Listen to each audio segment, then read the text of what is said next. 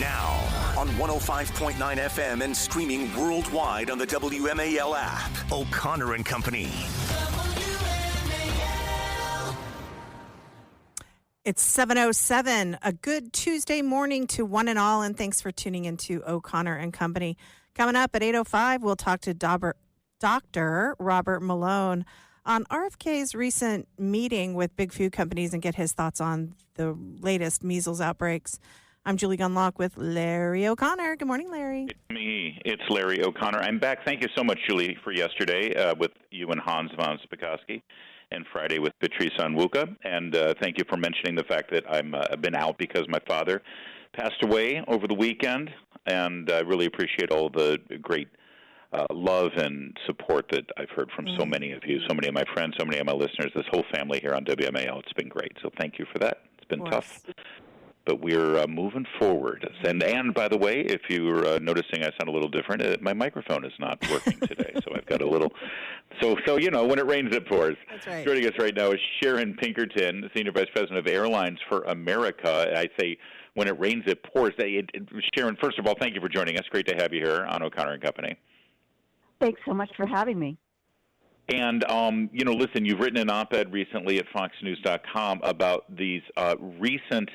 what appears to be a string of events that have happened with commercial airlines that suggest obviously the horrific mid-air collision right here at Reagan National in our backyard, but also you just see these various stories about planes having to turn around, come back, and land because of mechanical failures and this and that, and people are a little hesitant right now and scared. Commercial airline travel is incredibly safe, but when you see these things, it makes you think what's wrong. And so I'd love from your perspective at Airlines for America to talk about what we do need to do right now to sort of bolster people's confidence and increase safety. Absolutely. Well, first I want to say it is safe to fly. In fact, it's much safer to fly than it is to get in your car or to walk across the street. But what we've seen are signs of an aging air traffic control system, and that's why A4A has written that op-ed. We testified in front of Congress last week, and we're urging the Hill and the administration to come together and invest resources to modernize the technology that runs the air traffic control system today. We're running the system with floppy disks and paper strips. This is no way for a country like ours to run an air traffic control system. We need to have the best in the world, the best technology, and we need to be properly staffed. And frankly, the system has been run into the ground, and it's time for policymakers to recognize that we have an urgent situation on our hands, and that it requires their leadership and investment. It looks like Secretary Sean Duffy is really honing in on the problems with air traffic control. Have you listened to what he's said or read any of his statements on how he plans to sort of reform the system, and what are your thoughts? Absolutely. And we've had several recent excellent meetings with his staff talking about just exactly what needs to be done. He is right on when he discusses the needs for more staffing. He was down at the Oklahoma Academy recently talking about the need to encourage the best and the brightest to go into the field of air traffic control. We think that's incredibly important. But it's also important to field the best technology, and we're having those discussions with his staff as well, and we're thrilled that the administration has really made this a priority. The president has talked about it as well, so they're doing a great job. I have a flurry of questions for you, and if you can, because I want to get through them, because I think they're the same questions a lot of people are asking as they hear this. Number one, when you say that we're trying to encourage the best and the brightest to become air traffic controllers, is that a new policy? In other words, have there been policies that have encouraged people based on wanting a more diverse workplace that may have overlooked more qualified individuals and discouraged more qualified individuals from even trying to join this field because there was an emphasis less on merit than there was on diversity in the workplace? Well, I think we all know that there absolutely was a time in the federal government, and in particular when it came to recruiting, where there was a focus on diversity. And we think that we need to be focused on people's merit. We need to think the tests need to be changed to make sure they're really looking for people who have an aptitude to do air traffic control. It's a very highly specific kind of job that requires a specific set of skills, and that needs to be the focus. And when you say, we're now moving in the right direction, we've got an outdated system, we're now looking to, what stopped us from doing that in the past? Why have this not been a priority for our federal government to say, hey, let's update this system? Why had it completely been backburnered every single time an appropriation bill came up and someone said, hey, maybe we should do this sort of thing? Well, frankly, as somebody who was a part of the discussions with the previous administration, we were told things like, this is hard. It's hard to do. And you know what? It is hard to do, which is why it requires leadership, which is why we are so appreciative of what Secretary Duffy has done in a short amount of time. Let me ask you this then, because I know that a lot of people are looking at, you said how we rank compared to other countries. Other countries don't have air traffic control handled through a government agency. Isn't it true, for instance, in Canada, where they have a pretty updated technological system, that it isn't a government entity that handles air traffic control? Would it be better for this to be a private sector solution from the industry rather than relying on federal government and therefore federal oversight? Well, you're absolutely right about most of the systems in other parts of the world, because it's an operation, tend to be run by either a quasi-government organization or the private sector. Frankly, we've had that battle here previously, and our goal right now is not to focus so much on the structure, but to ensure that the right technology is in place and the right people are in place. And I think we can accomplish those goals if we have the leadership and buy-in from the Congress in addition to the administration. All right, great. And I'm sorry, I just have one more question, Julie. No, I gave you a hand signal saying Sorry. let's wrap it up. But what committee covers this in the House? I'm just curious. Well, there are several, and that's part of what can be a challenge. The hearing last week is held by the Transportation and Infrastructure Committee, so the authorizers, the Senate Commerce Committee on the Senate side. They're the authorizing committee. They need to be involved. But then the appropriators also need to be the ones to invest the resources. Just wanted to know who we should have on to ask follow-up questions and see if we can get something done. Yeah, well, Sharon, we really appreciate it. We are certainly happy that Airlines for America is there looking out for us. Thanks for coming on today. Thanks so much for the opportunity. WMAL, making sense of the news. You know what I always say, Julie? Julie, anyone who knows me, you know me pretty well, I think, Julie Gunlock. You know that I have two mottos in life. Two things that constantly, I wake up every morning, people give a daily affirmation, maybe a morning prayer or whatever it is. I think to myself two things over and over again. Number one, there just aren't enough podcasts out there. and number two, the world just doesn't know what's on Michelle Obama's mind at any given moment enough. We need to know where she stands on every little thing. And my God, this next story just sort of solves both of those problems, because that's right. Put two and two together. You figured it out. Michelle Obama is launching a podcast. Oh, hot damn. I just cannot tell you how excited I am. I mean, I find this interesting because there's a lot of rumors about her and Barack and whether they're headed for divorce. So I find this interesting. Oh, that reminds me. I was just watching a Friends rerun the other day with Jennifer Aniston. That was really... What? Really?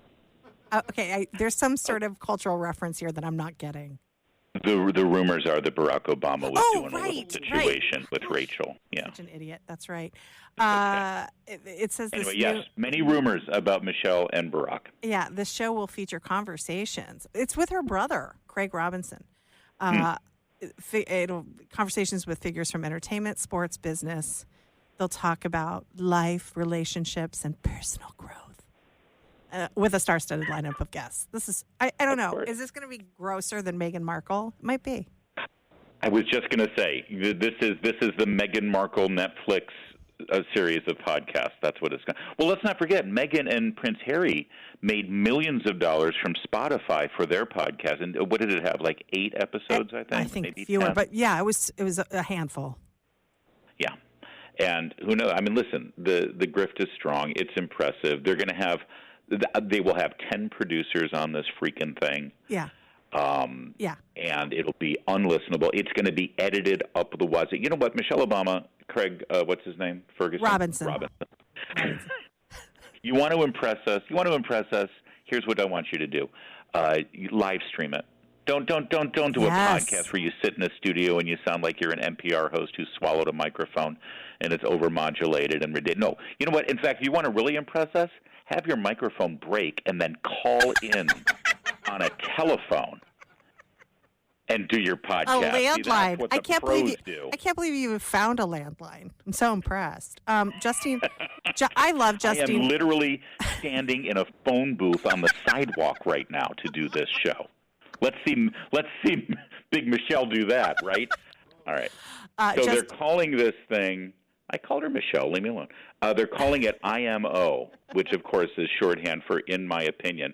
Because you know what? The world, once again, is lacking Michelle Obama's opinion. Thank God. How often you go through the day, you see something around you and think, you know what? I know what I think about this, but I'm not going to make my firm opinion until I know what Michelle Obama thinks. And honestly, it's so relatable with food costs so high. I really need to listen to this billionaire woman talk about, the things her chef cooks and the things her maid does for her. How we need this, I don't know. It's just every annoying. I love that you said it's so relatable. So relatable. I love that. So relatable. They put out a list of the guests that they're planning on booking. Okay, it's funny. My late father. It's so weird to say those words. It has been 2 days. Yeah. My late father used to joke, and he would say, "Son, I will feel like I have accomplished something in life when I can pick up a People magazine, read it from cover to cover, and not recognize one person." I don't recognize. Yes, exactly. I don't recognize anyone here. And I'm looking. No, I recognize one person. Oh. I recognize one person. Oh no, 2 people. 2 people. So maybe one. Here are the high-profile guests that will be on Michelle Obama's much-anticipated podcast. Keke Palmer. These are actors. Who? Keke Palmer. Who is Keke? Sorry, I thought that was a special soft drink where you mix iced tea, lemonade, and ponzu juice. That's the Keke Palmer. Tracy Ellis Ross. I don't know. You know, when they have 3 names, I'm immediately suspicious. Yes. You know, they're either transgender or they're a presidential assassin. And I recognize this next one. Yes, Seth and Lauren Rogan. Right. I know They'll be stoned. They'll be stoned. So athletes Abby Wambach, Gabrielle Union, and Dwayne Wade. Okay, I know Dwayne Wade and Gabrielle Union. I have no idea. I'm sorry, I don't know who Abby Wambach is. Dwayne Wade and Gabrielle Union, they transed their son. He's a daughter. They transed their son. Yes, that's gross. Correct. Against the wishes of this child's actual mother. Right. Gabrielle Union is the stepmother. This is gonna be so lit. I am so excited. The weekly podcast will be available on all major audio platforms and YouTube, making it accessible to a broad audience. Oh, will there be a video as well if it's YouTube? Because YouTube does audio only as well. But if they're adding video, add another 10 producers to this one. This is very exciting. All right, Larry, we've got much more to get to right now. It is 7:23. News Talk 105.9 WMAL. I love listening to you. Making sense of the news. Now on 105.9 FM and streaming worldwide on the WMAL app. O'Connor and Company. It is 7:37. Glad you're starting your day out right with O'Connor and Company on WMAL. Coming up at 8:05, we'll talk to Dr. Robert Malone on that recent meeting RFK Jr. had with big food companies and get his thoughts on the latest measles outbreak. I'm Julie Gunlock with Larry O'Connor. Good morning, Larry. Good morning, Julie. I love this story so much. Let's get right to it. You got to love The Simpsons. I love The Simpsons. Probably some of the wittiest writing of my lifetime, my adult lifetime in television, and continues to churn out great content. I'll be honest, it was probably best in its first 15 years. But you know what? So was I. But now one of the producers of The Simpsons, Rick Polizzi, he is in the midst of a battle with the city of Los Angeles. Now, you know, we've been talking a lot about Los Angeles and issues they've been having there with regard to the fires and the inept leadership and the mayor who went to Ghana, and apparently she's now deleted her text messages that showed that she was warned by her staff, and now she claims that, no, she didn't delete it. She's just got her text messages on auto-delete because, you know, who doesn't have their text messages on auto-delete? Oh, except for, you know, I know who doesn't, people who have nothing to hide. Right. So L.A. is a basket case. They've got issues. They've got homeless. They've got drugs. They've got crime. They've got traffic. They've got the fires. They've got all of this. And what are they doing right now? They're focusing on this producer from The Simpsons. They're going after him with a criminal trial, Julie. And what is his crime? Here, take a listen to what his crime is. This is from, take a listen, cut 12. I'm Rick Polizzi.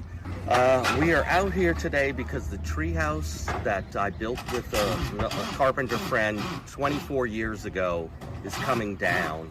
The city has started a criminal trial on it, and that trial is on Wednesday, and the city is going to make me pay for court costs, and it's just kind of being a bully.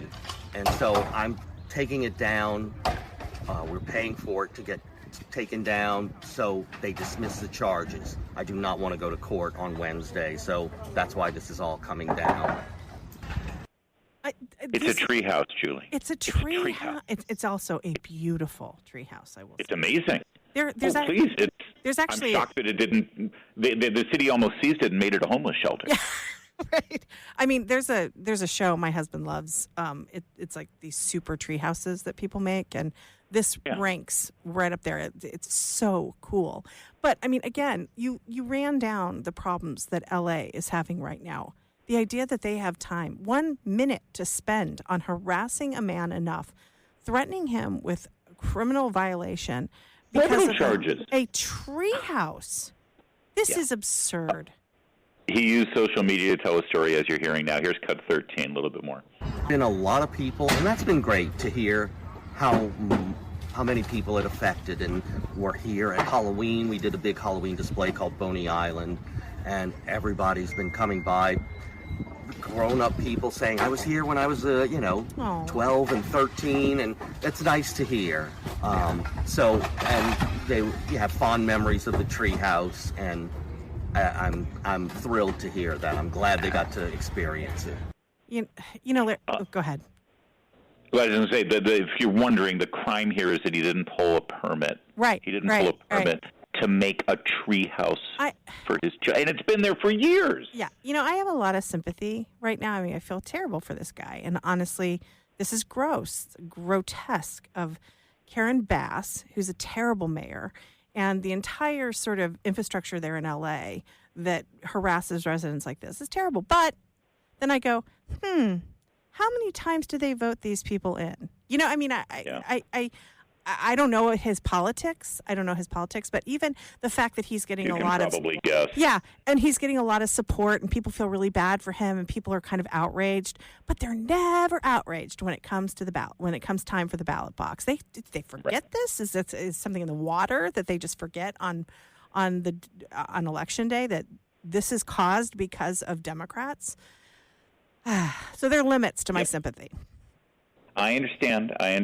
This is what happens when you're in a one-party state and you keep supporting that party and you don't dare listen to any other voices. This is absolutely what you get. All right. Well, one last cut of this treehouse drama. when I moved in, I just saw these 3 trees in a triangle, and I thought we could build something cool in it maybe. And we started a platform and kept going up till we ran out of tree, basically. And it was a nice hangout, and we always let people go in it. We were never stingy about it. If we were out here, come see the Treehouse. You'll get a kick out of it. So we were always open with it. Same with Halloween. It was free, family friendly. I just wanted everybody to get together. I like community events, and I thought it brought people together. We didn't know a lot of neighbors. People keep to themselves, it seems like, in some of these communities. And so I did it so we could meet neighbors and hang out and have fun. And we made tons of friends. So much goodwill. I would not change a thing. I would do it again. Well, Larry. By the way, those neighbors include Halle Berry, Christina Aguilera, and Will Ferrell, all Democrat activists. And yes, you're right. This is exactly what they vote for. They worry about the fascism and tyranny of Trump and Elon Musk in Washington, D.C. No, this is where tyranny begins, and this is where it hits home. This is why I say what happens in your house is more important than what happens in the White House, or in this case, what happens in your treehouse is more important than what happens in the White House. Well said. We've got more coming up. It is 7:43.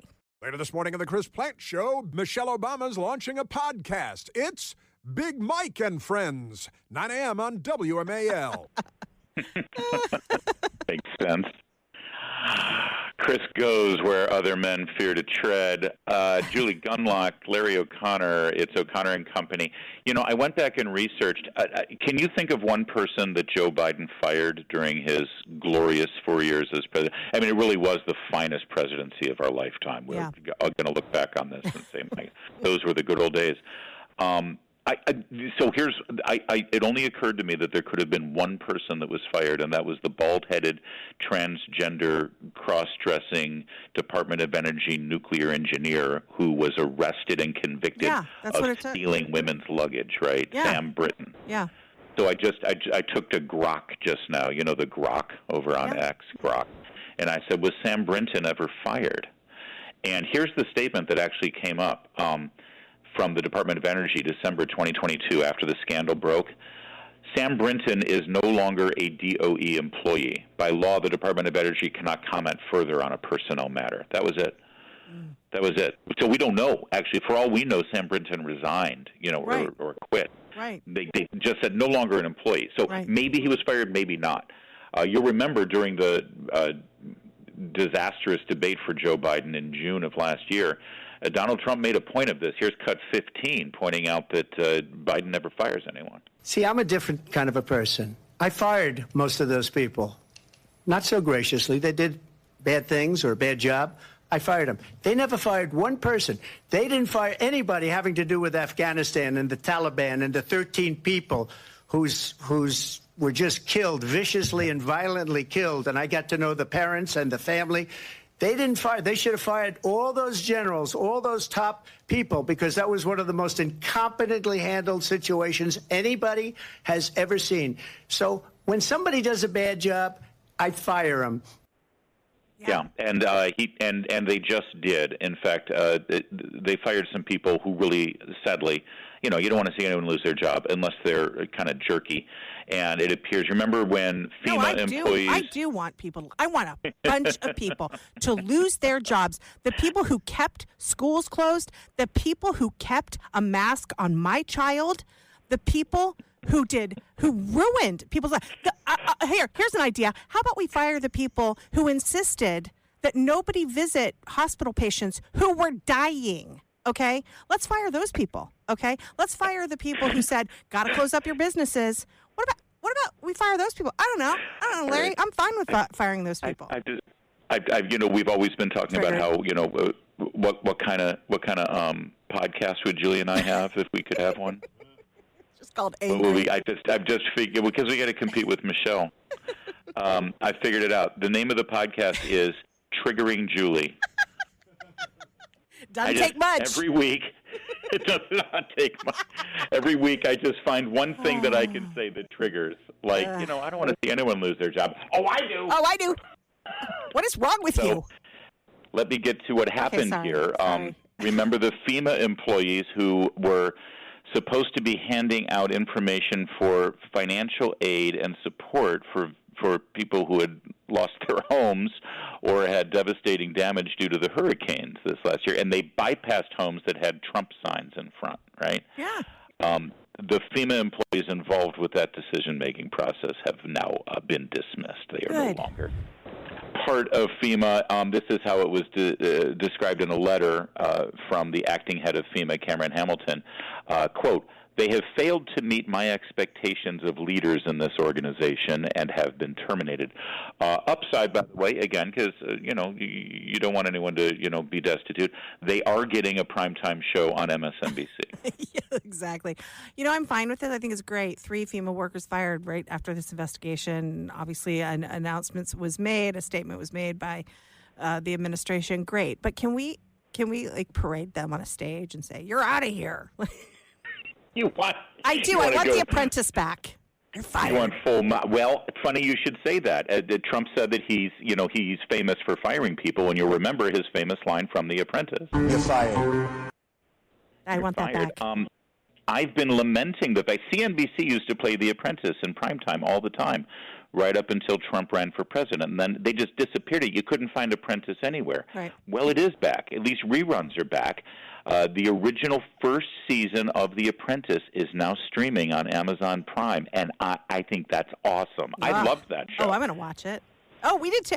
This was all before kids. There's some shows like The West Wing and The Apprentice, and this was my husband and I. We were married, and it was Thursday night was a big TV night. I remember, and I don't remember what night The Apprentice was on, but West Wing was on Thursday, and I have these memories of us like eating dinner and like watching these shows. Yeah, we were wild and crazy newlyweds. Yeah, really. Simmer down there. That's exciting. No, I am excited. I first got to know Apprentice from Celebrity Apprentice, and then that hooked me into all of them, and I love it. Also, by the way, one other thing. One guy who was fired by Biden was Sean Spicer. Sean Spicer, you remember, was on the Naval Academy board. This is an appointment that transcends administrations. Biden was so petty, so vindictive, such a jerk that he fired Sean Spicer. Sean only had a few months left on his term on the Naval Academy board. But then Sean sued the Biden administration. He lost, but that loss ended up setting a legal precedent. The judge said, hey, a president can fire whoever he wants in positions like this. There we go. So if you're wondering how Trump was able to do what he did at the Kennedy Center, thank Sean Spicer. Or really thank Joe Biden. And now, to close this loop, poetic justice, President Donald Trump, 47, has just reappointed Sean Spicer back to the Naval Academy board. So apparently he and I are going to be drinking in Annapolis more often than not, which is good news for everyone involved. It's 7:54.